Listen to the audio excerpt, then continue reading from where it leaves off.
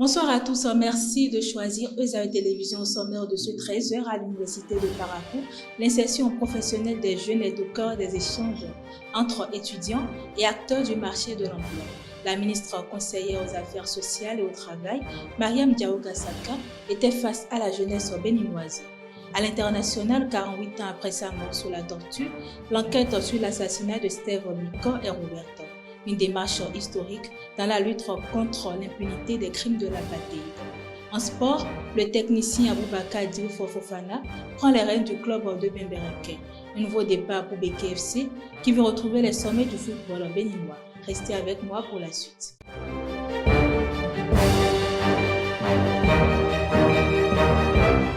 Rebonsoir chers internautes. L'insertion professionnelle des jeunes reste au cœur des priorités nationales. Ce jeudi à l'Université de Parakou, le débat s'est invité à l'Amphi-Yomoa autour du thème « Opportunités et insertion professionnelle au Bénin ».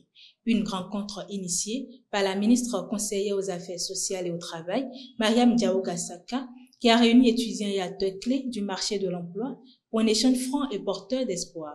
Reportage signé Mouidina Waniel Vikombeto. Si vous êtes étudiant et que vous faites juste études, maison, vous êtes mauvais. L'employabilité des jeunes reste un enjeu crucial pour le développement du Bénin. Cette problématique a conduit la ministre conseillère aux Affaires sociales et au Travail, Mariam Diaoga Saka, à ouvrir un dialogue enrichissant entre les étudiants de l'Université de Parakou et les acteurs principaux du marché de l'emploi. Cette séance d'échange, qui a lieu ce jeudi à l'Amphi-Yomoa, porte sur le thème « Opportunités et insertion professionnelle au Bénin ». En 7 mois et demi, l'Université de Parakou a accueilli 7 ministres conseillers. Cette proximité d'échange et d'écoute,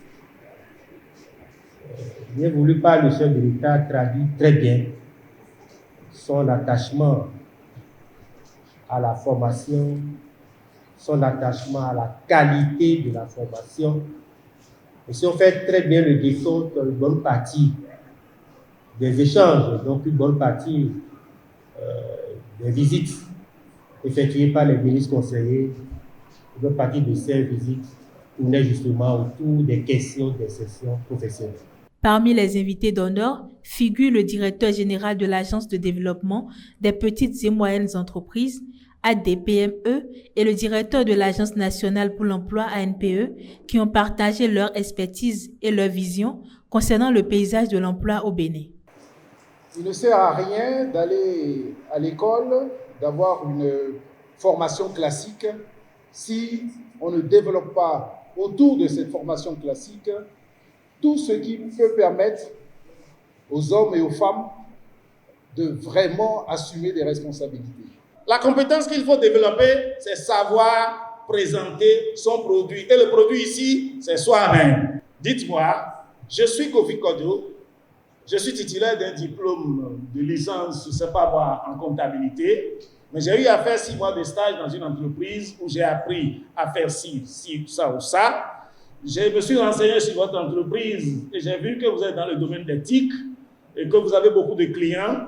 Et donc, vous avez besoin de quelqu'un pour tenir votre comptabilité pendant que vous créez des logiciels, des applications et tout. Je pense que je suis l'homme qu'il vous faut pour tenir votre comptabilité parce que je sais faire ci, ça. La ministre conseillère exprime sa satisfaction, considérant ce séminaire comme une occasion de construire ensemble un avenir à la hauteur des aspirations de la jeunesse estudiantine. Pour le président de la République, il ne s'agit pas seulement de tracer le chemin pour les jeunes, mais c'est de leur donner également des moyens pour en ouvrir d'autres. Donc moi, je ressens en tout cas très satisfaite de cette séance d'échange qui est une séance vraiment, vous avez vu, une séance interactive. Hein, les étudiants se sont vraiment lâchés à cœur ouvert, ont posé des questions pertinentes, on repart édifiés Hein, cette séance, en tout cas, les édifie à plus d'un titre, donc je suis satisfaite. Issus de cette rencontre enrichissante, les étudiants ont exprimé leur gratitude envers les intervenants. Beaucoup d'entre eux se sont dit rassurés et motivés, affirmant qu'ils se sentent désormais mieux préparés pour affronter le monde complexe du travail. Quand on prend conscience que les universités publiques du Bénin déversent sur le marché et de l'emploi chaque année près de 60 000 diplômés, pour ne parler que du niveau licence, sans compter le master et le doctorat. Je salue de pareilles initiatives venant du chef de l'État.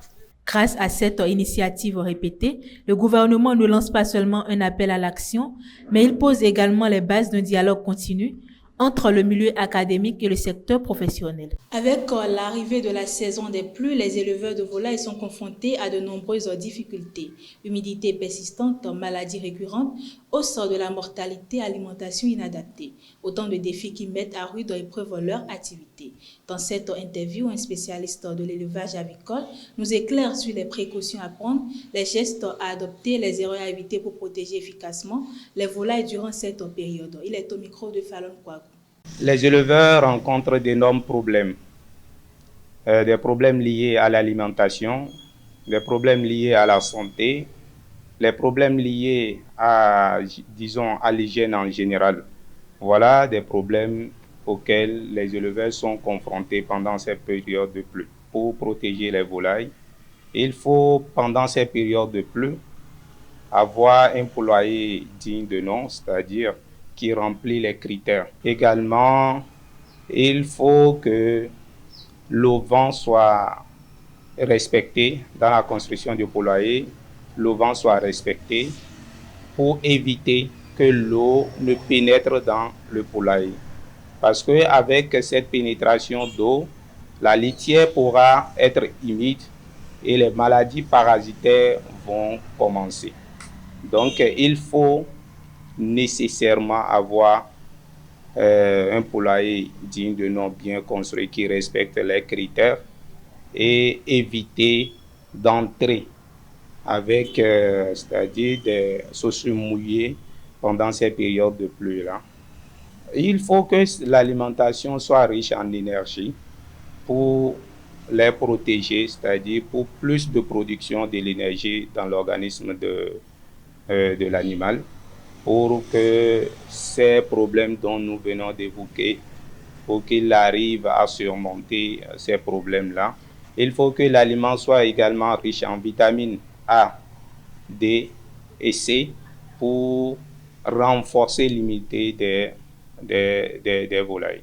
Parlant des maladies fréquentes dans ces périodes de pluie, comme je le disais plus haut, il y a les maladies parasitaires, d'accord, liées à l'hygiène. Il y a également Newcastle, dont la vaccination pourra les aider, une vaccination bien programmée pourra les aider à éviter. Il y a également Coryza, il y a la coccidiose. En gros, les maladies liées aux parasites, d'accord, sont beaucoup plus fréquentes dans ces périodes de pluie. Les maladies respiratoires qu'il ne faut pas oublier également pendant ces périodes de pluie. Donc, un plan de prophylaxie sanitaire bien déterminé pourra les aider à surmonter toutes ces difficultés-là. Il faut noter que beaucoup sont des éleveurs qui se lancent dans l'aviculture pensant que c'est un métier que tout le monde peut faire à la hâte. Il faut miser un peu sur la formation, connaître un peu ce que tu veux faire, demander l'avis des médecins, des vétérinaires, d'accord, pour pouvoir, qui peut les accompagner pendant ces périodes-là, pour les aider à plus rentabiliser leur production. Le maire de Parakou, Inoussa Zimé Chabi, s'est rendu ce jeudi dans les locaux de la Commission électorale nationale autonome Sénat pour retirer sa fiche de parrainage dans le cadre du processus électoral en vue de la présidentielle de 2026. Visiblement satisfait, l'élu local a salué la réforme du parrainage qu'il juge garante de transparence autant pour moi et de crédibilité. C'est un devoir pour moi, en tant qu'élu local, de participer à cette phase décisive, a-t-il déclaré. Il rejoint ainsi la liste des élus, maires et députés ayant déjà accompli cette formalité républicaine. Ce 11 septembre, des ouvriers des chantiers d'asphaltage à Parakou ont manifesté devant le siège de Sino Hydro. Ils dénoncent le non-paiement de leur salaire depuis juillet. Regroupés pacifiquement, ils exigent une réaction rapide du sous-traitant et des autorités. Aucune réponse officielle n'a été donnée pour l'instant. Un corps en décomposition avancée a été retrouvé à moins d'1 kilomètre du village de Sirarou, près d'une ancienne retenue d'eau. Selon des membres radio, l'identité de la victime reste inconnue. Alerté, le chef d'arrondissement Tamon Oru Yoru Aledou a saisi les autorités compétentes. Si les causes du décès restent floues, les premières pistes évoquent une noyade ou une agression. Le procureur du tribunal de première instance de Parakou a ordonné l'inhumation du corps, tandis qu'une enquête a été ouverte pour faire toute la lumière sur cette affaire. Hors de nos frontières, plus précisément au Mali, le groupe de soutien à l'islam et aux musulmans, Djinim, affilié à Al-Qaïda, mène depuis le 3 septembre un blocus dans la région du Kayes. Selon le Timbuktu Institute, cette stratégie vise à perturber les flux économiques et isoler Bamako. Les djihadistes s'en prennent aux camions, incendient des véhicules et leur enlèvent des passagers, tout en cherchant à contrôler les réseaux d'approvisionnement en carburant. L'armée malienne, qui refute tout blocus, affirme avoir intensifié ses opérations dans la zone. Le centre de recherche alerte sur les risques de déstabilisation régionale, notamment pour le Sénégal et la Mauritanie.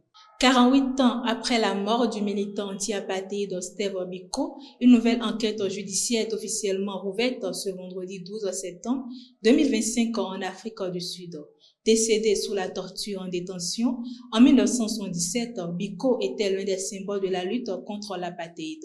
Malgré les aveux d'anciens policiers, devant la commission Vérité et Réconciliation en 1997, ses bourreaux n'ont jamais été poursuivis. Cette réouverture, soutenue par sa famille et encouragée par la politique de justice mémorielle du président Cyril Ramaphosa, s'inscrit dans un effort plus large de répartition des crimes, des réparations autant pour moi des crimes du passé. En sport, Béké FC tient son nouveau coach. Le club de Bembereke a confié son banc au technicien sénégalais Aboubakar Diouf Fofana, détenteur de la licence BECAF.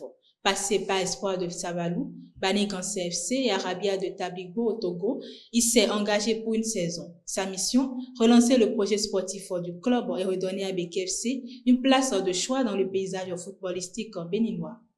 Et pour finir, Tiamiou Youssouf signe son retour à l'AS Cotonou. Il reprend son rôle de leader et de formateur. Figure respectée du football béninois, il est chargé de renforcer le projet sportif du club et d'améliorer ses performances en Ligue 1. Son expérience et sa vision du jeu sont des atouts majeurs pour permettre à l'AS Cotonou de s'imposer parmi les équipes de premier plan du championnat. Mesdames et messieurs, c'est tout pour ce 13h. Merci de m'avoir suivi. Bon appétit chez vous et à très bientôt.